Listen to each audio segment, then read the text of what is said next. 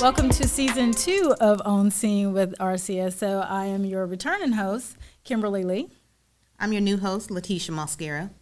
And if you remember, Ms. Mosquera was on Season 1. I believe it was Episode 11 when we talked about the Intelligence and Records Division. So if you want to reintroduce yourself with her in our past episodes, just to catch up to Season 2, please go back to our YouTube channel and watch, like, subscribe, and share like we always say. It's some very good information on there that needs to be shared with the public.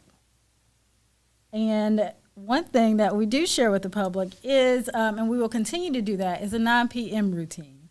That's when we ask you to, at 9 o'clock, lock your car doors, lock your home doors, secure your firearms, take away any valuables that are in plain sight of your inside of your vehicles.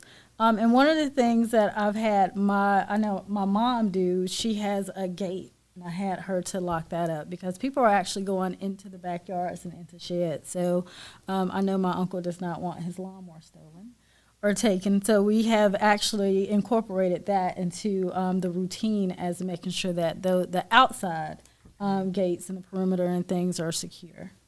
So touching on that, we also talk about property crimes being down in Richmond County, but also when we're securing our vehicles. For those of you that are gun owners in Richmond County, we do encourage you to make sure that you have your firearms locked up in a secure place. If you have lock boxes, anything of that nature, make sure you secure your vehicles. Secure your guns. And property crimes in Season 2, we have a great lineup.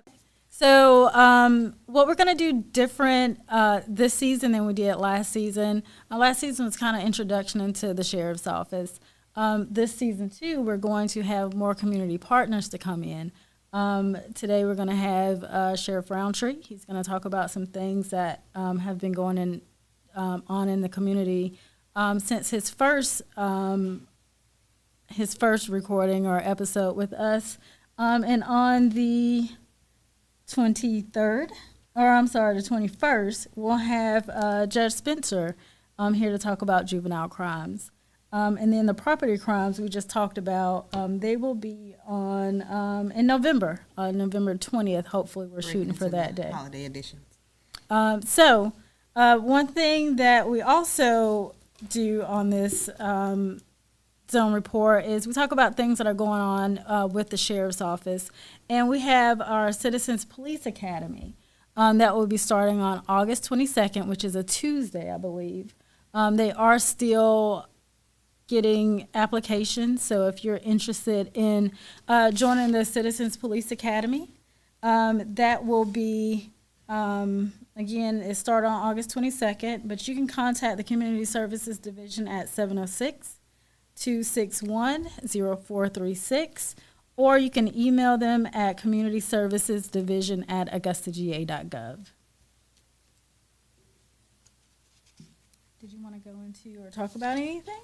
Okay, so if we can start off talking about with leading up to school, going back into session, we're going to start doing some segments in regards to juvenile crimes. Right now, we want to talk about statistically wise, we've had some murders that occurred within our community, and we're looking at an increase in juvenile crimes, whether it be juvenile offenders or juvenile victims. This year so far, we have had a total of 4 victims that happen to be juveniles with crimes in our community. And I think you have the first one that occurred within our community. Yes. So I don't know if you remember this one or if the community remembers this one, but during spring break on April the 6th, at about 8:48 p.m., the Sheriff's Office was called to the 3400 block of Old McDuffie Road in reference to a shots fired call. And on that call, we had a Zaire Pearson who had suffered at least one gunshot wound, and he was 15 years old, and unfortunately, he was pronounced deceased. So when we were talking about just kind of the things that we wanted to discuss on episodes, or especially this show going into the school year, which starts really soon, next week. This happened during the school year, during spring break. Right. School is about to start, and this young gentleman will not be going to school. Instead of looking for, the school supplies, the book bags, and things like that, we're going into a new school year, and we still don't know who's the suspect or any suspects in this crime. And what I do know, and I remember from this case, and we'll talk about it just a little more on our episode with Judge Spencer, there were a lot of juveniles out that night, because this was at 8:48. And of all the people that were out there, he was not out there alone. We have not had any leads to get to who the suspect is. So that's one of the things that when we talk about community buy-in and assistance from the community, we want to take the people off the street that's responsible for any crimes that happen. But the violent crimes and homicides, it's just it's a hit to the community. And one of the things that when I was on call, I got a call from somebody from the school board a couple weeks ago, and they were like, hey, I heard there was another juvenile that was killed. I need that name so I can let the school board know. And that hit me because I didn't even realize, why, because I was thinking, why would the school board need it? That's one less person in school. Right. So that was pretty touching to me. So, and we do have another one that happened not too long ago. If you can kind of talk about that one right quick. Yeah, a couple weeks ago, actually on July the 12th, at around 11:35 p.m., Sheriff's Office responded to a shots fired call with the subject down at 518 Aiken Street. Once deputies arrived on scene, they located Jabari Webb with at least one gunshot wound, where he was pronounced deceased at AUMC later on. There was another victim that was treated at the hospital as well. So once again, this becomes another juvenile victim that was shot and killed in our community. And as of right now, we don't have any leads or we don't have any information in regards to that murder suspect. So as school goes back in, we're encouraging our parents to make sure we're holding not only our children accountable, but ourselves accountable for where our children are and where they're at and what they're doing in our community.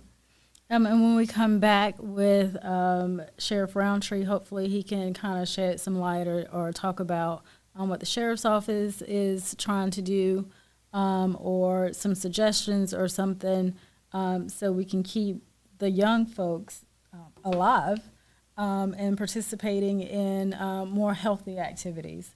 So we will come back. Here today, Sheriff Richard Roundtree. Thank you for coming. Hey, I'm happy to be back. Season 2. Whoever thought it.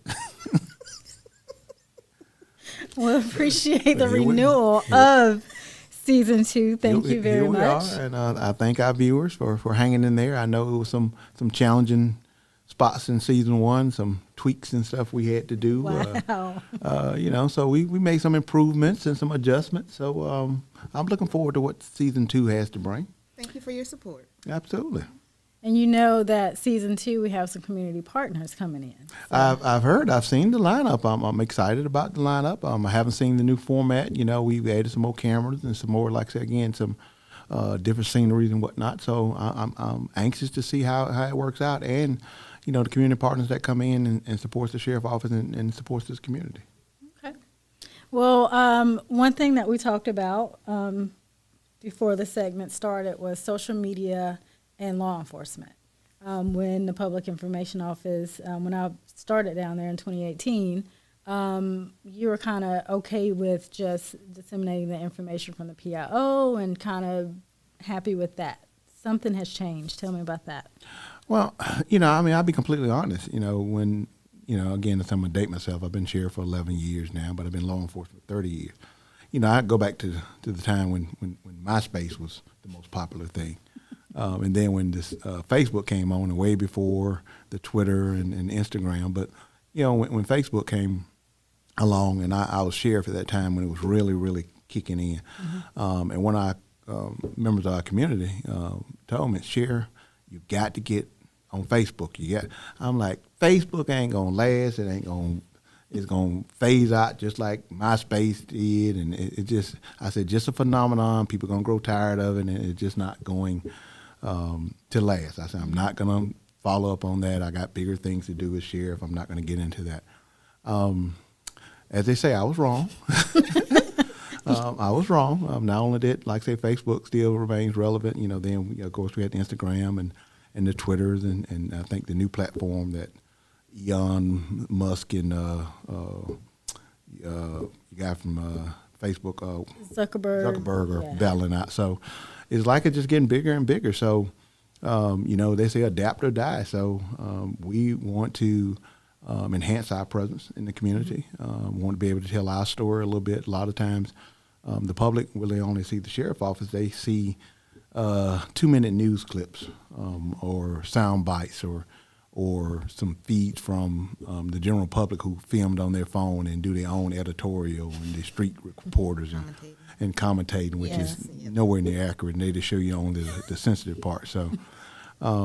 So we thought it was important, or I thought it was important to embrace the fact that, let's get in touch with our community and just nothing else, tell our story, and if nothing else, clear up some of the misnomers that other people put out. So that's one of the reasons that I green-lighted this project, and that's one of the reasons that we're trying to expand our footprint with our community service division for them to add more elements where we can have more of a social presence. So that's what we're looking forward to moving forward with the Sheriff's Office, looking at our platform to be a little more visible than we have been and showcase some of the excellent things that our deputies have done, and not just when they want to scrutinize it, but look at a lot of the positive things that we do almost on a daily basis that people never hear about. So I'm excited about that. I'm excited about some people who are we're trying to bring in some people who have some experts in that area to help us out. Because again, I am not the expert by no means. Like I said, I was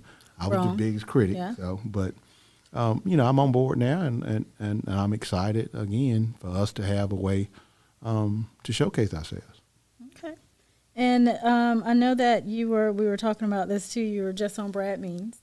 You did the Means report. Did the Means report, yeah. And it was a really good interview, and you were able to clear up some misconceptions. You also talk about, I wasn't here at the time, I was in training, homeless initiatives, some things like that people have kind of gotten the wrong message on. So is there anything, like you said, we get to clear up? Is there anything specific that you want to clear up, some messages that are out there? Well, a new message, and when we talked about the homeless, which is the hot topic now, in our community, and it is a segment of our community. And we have roughly 800 to 1,000 homeless individuals here, wow. And majority of them are not even from the Augusta area. That's what's so disheartening about it. That people are bringing, the homeless are finding their way to Augusta and embedding themselves here. So now it becomes an issue that we have to deal with in Richmond County, where some other agencies may not have to deal with it as much as that we do. Mm-hmm. But homelessness is a social issue. I mean, it was intended, and like I said on the Brad Means show, I've been in law enforcement 30 years. 30 years ago, homelessness was not in the preview of a police department or law enforcement. Mm-hmm. That was a social issue. That was something for either mental health or substance abuse or something else, social programs, some faith-based groups. Mm-hmm. They don't want to tackle those issues. It was not in the wheelhouse of law enforcement, but that, unlike so many things over the last 30 years, we've now had to incorporate our deputies into being able to identify and provide services for those individuals, like I say, not just the homeless, but the ones who are having some kind of mental disorder, mm-hmm. Recognizing those substance abuse situations, domestic violence. Now we're into sex trafficking of underage individuals, internet crimes against children. So all these things 30 years ago did not fall in the wheelhouse of a regular deputy. But now we're asking our deputies to do all of those things and so much more. And a lot of times they don't get the credit that they deserve. Usually, I mean, if you look at it in a professional standpoint, you have a person who goes to school for mental health, or goes mm-hmm. to school for medicine, or goes to school for substance abuse counseling. They take time and they learn this trade so they can help people. Mm-hmm. And that's their specialty, but that's all they do. You get a mental health professional, they usually don't go out and they don't deal with the substance abuse problem. They deal with the mental health side of it, mm-hmm. and then they'll refer them to someone else.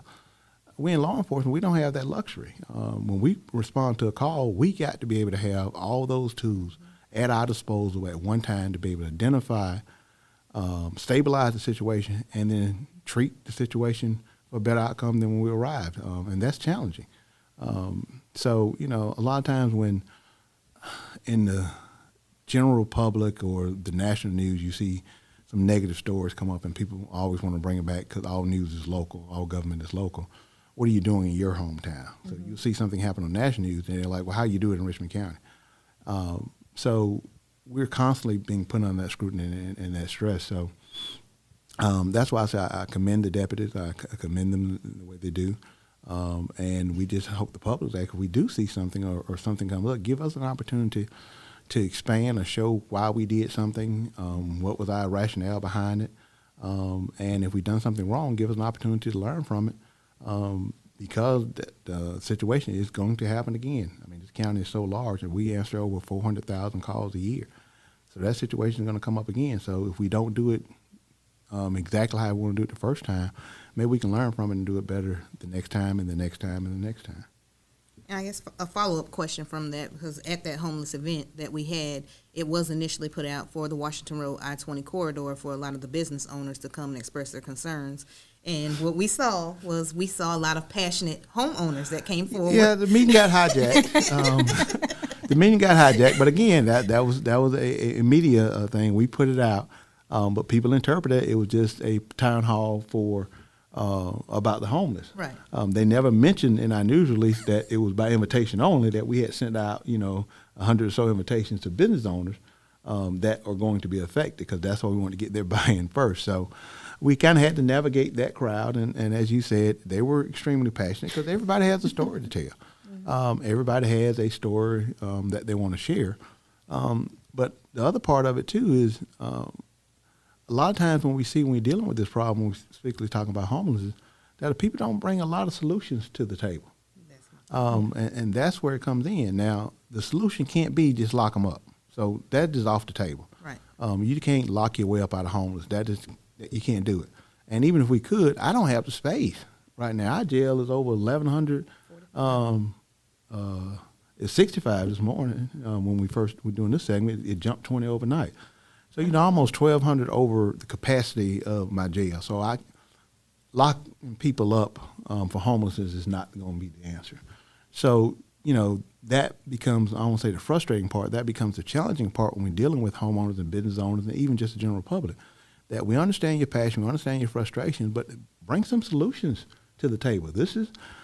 They haven't been able to solve homeless problems throughout the United States. It's not a Richmond County issue. We're not the only city in America that's dealing with homelessness, and no one has found the cure-all solution that they can pass on to everybody else. So that's why we're trying these other programs, with the report team, trying to get the business owners involved and trying to help them out, and we're trying something. That is what this is, just an initiative to try something on top of some of the other task force things they're doing and wraparound services that we're doing in Richmond County.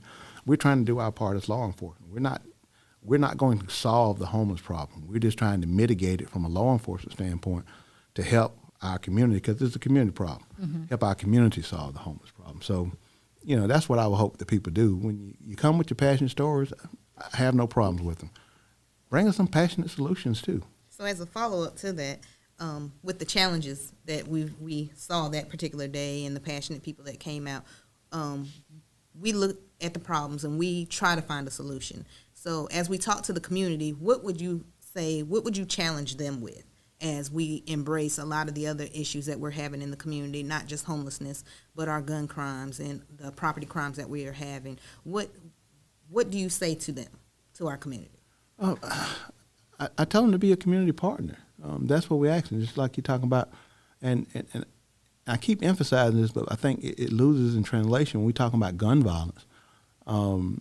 And it directly has a correlation to property crime, where guns are being stolen out of cars, unlocked cars, not just in cars, unlocked cars.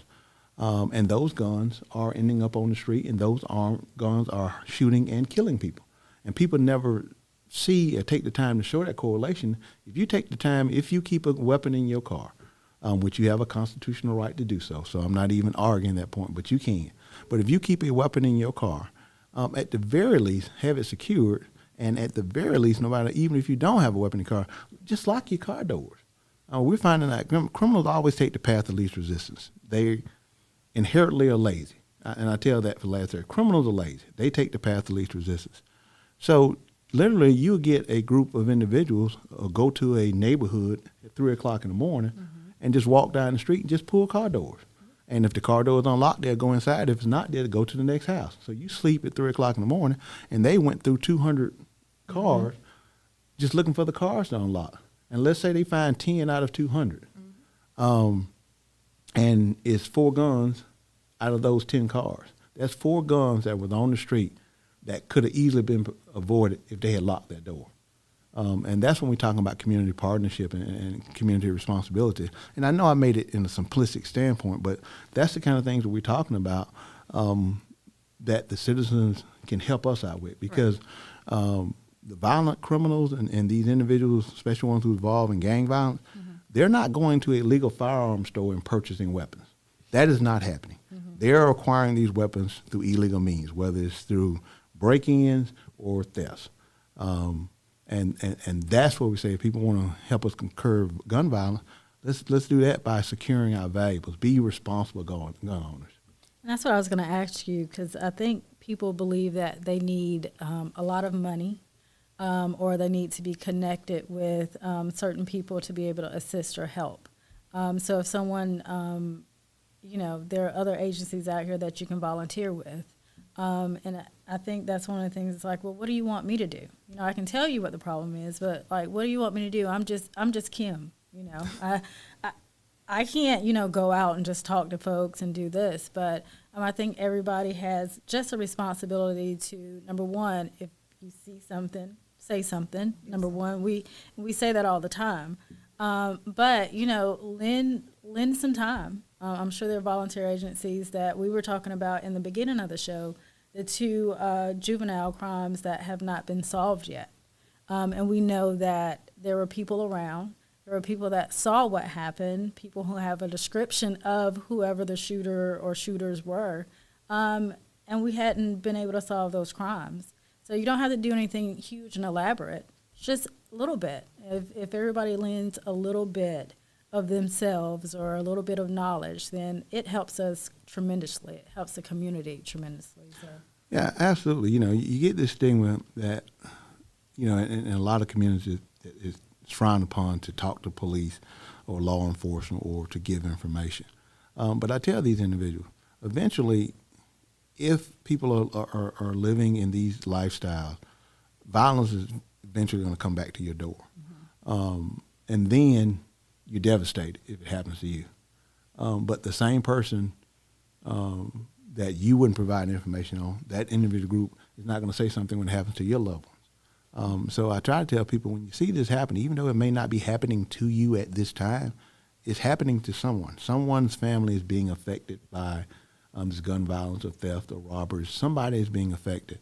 And it very easily could be your family members the next time. Especially, over 30 years, I tell people, burglars and thieves, they don't stop thieving until they get caught.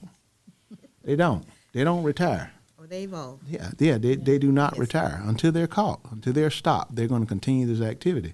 So by leaving these people out here on the streets and not letting them go through our judicial system, all you're doing is waiting the fact that eventually someone else is going to be another victim. It is going to happen. It has happened, like, again, I've been doing it 30 years. It happened 30 years before I was in law enforcement. It's going to happen 30 years after, unless we as a community start to saying that we're going to fight back. I said on the show the other day, the way you stop bullies is you stand up to them.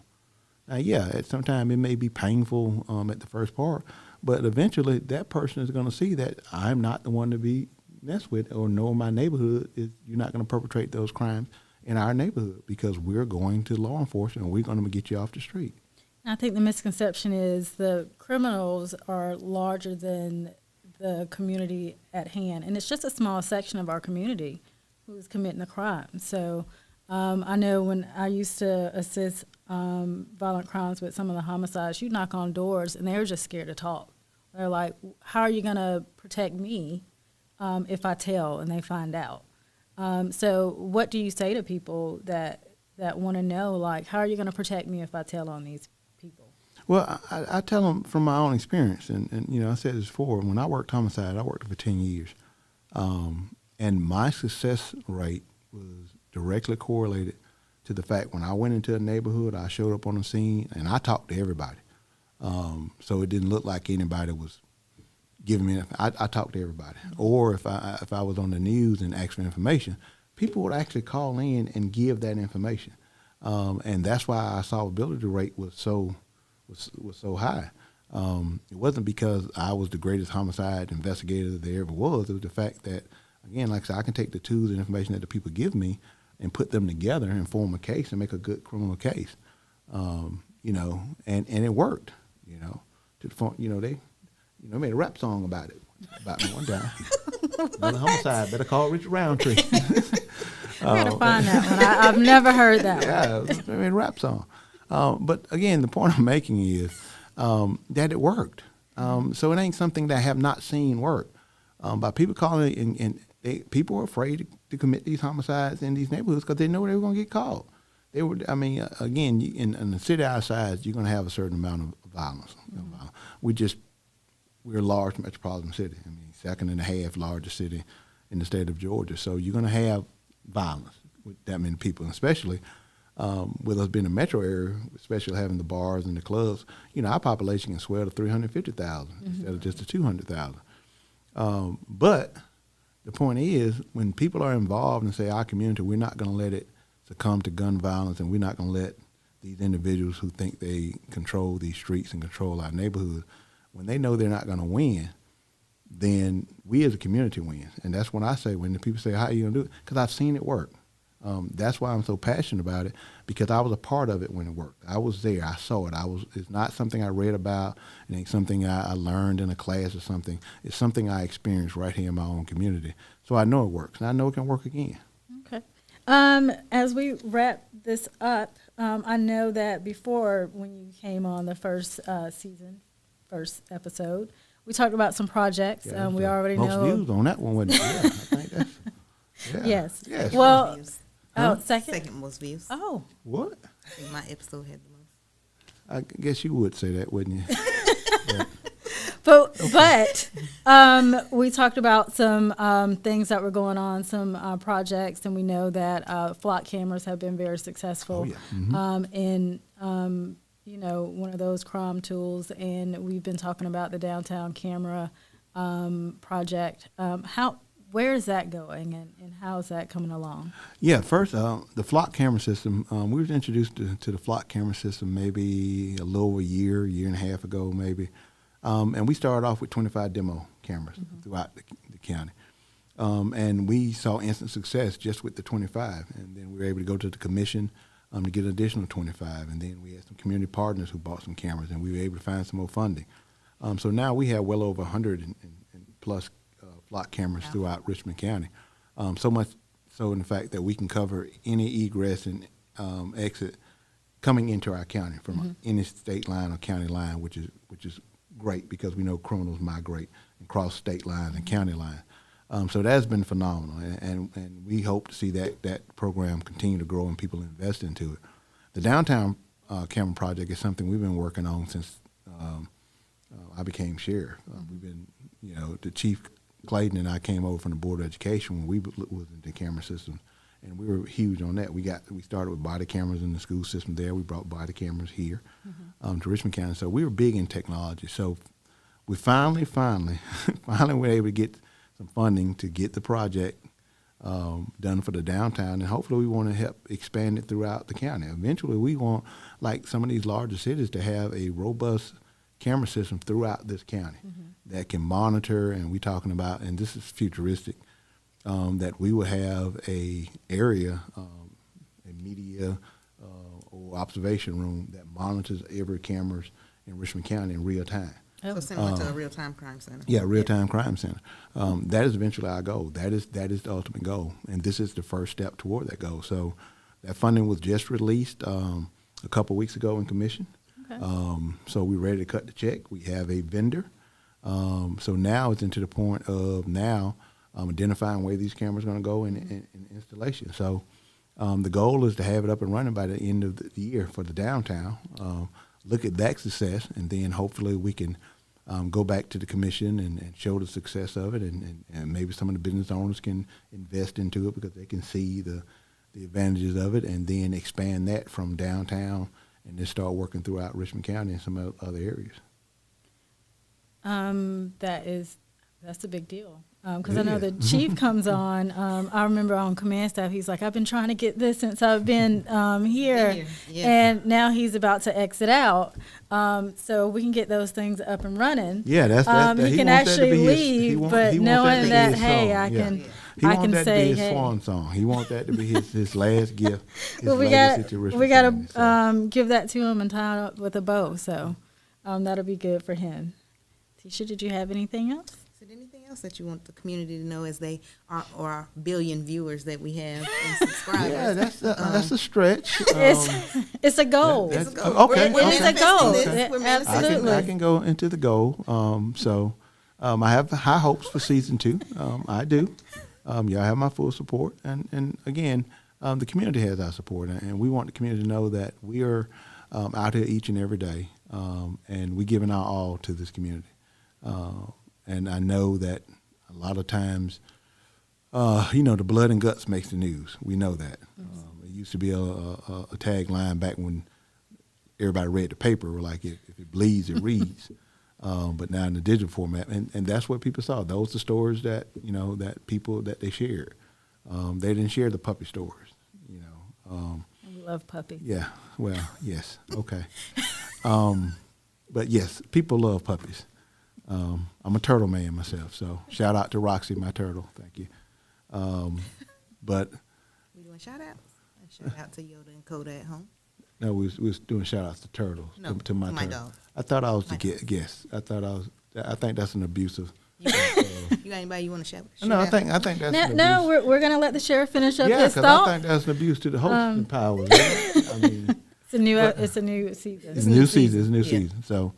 Again, we just hope the citizens, trust us to be out there every day, that we're landing out on the line for them. And we're going to be there for them, and we're going to try to be, like I said, as open and as we possibly can, and share as many things as we possibly can with them through this social media platform and some others that I'm looking forward to that we can jump on to, that we can show people some in some real time and stuff. And I might even start tweeting. Uh-oh. Yeah, I know. Uh-oh. Stay tuned for that. Also, stay tuned for Call One to Dispatch season 2. What? Coming soon. Were you renewed for season 2? Call One to Dispatch. Uh-oh. In them streets. Okay. In them streets. That's it. Call One to Dispatch. In them streets. In them streets. Well, we look forward to Call One to Dispatch in them streets. There you go. And you will be back. We have you on a schedule again. Okay, I didn't know that. Yes, we'll let you know. Okay. When you come back for community, as we go through our other segments with our community partners, we would encourage the community to send us questions that you have for the sheriff. So as we wrap up our season, we'll be able to ask him those questions that you have. You'll be able to send them in to the, we'll be putting a website up. You can comment here on this video, or you can do your questions to community services there. So we will have a question and answer session just for you to end out the year. That'd be great. And I tell you, the first 5 questions, get a Sheriff Roundtree bobblehead.